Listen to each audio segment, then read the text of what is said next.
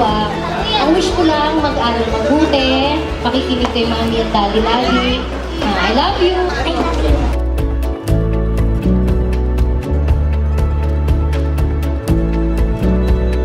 Wish ko is mag-aaral lang kayong mabuti, maging mabuting ehemplo sa ibang mga bata.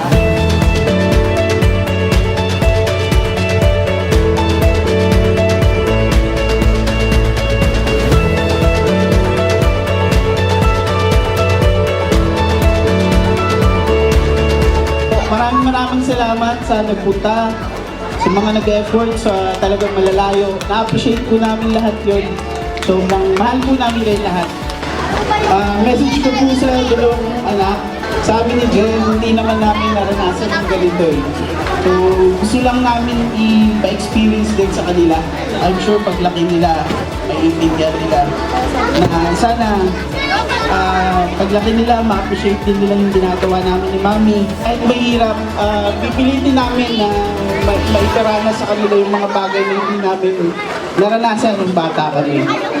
So yung pera kasi, kikitain naman yan eh.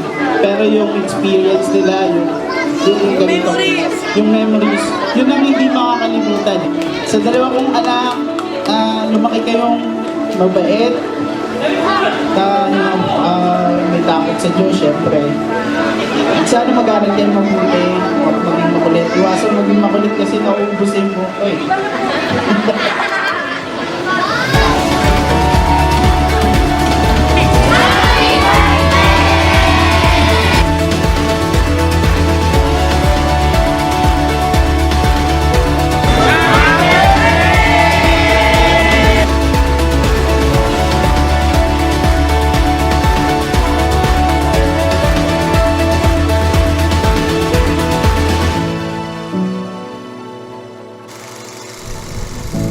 Thank you.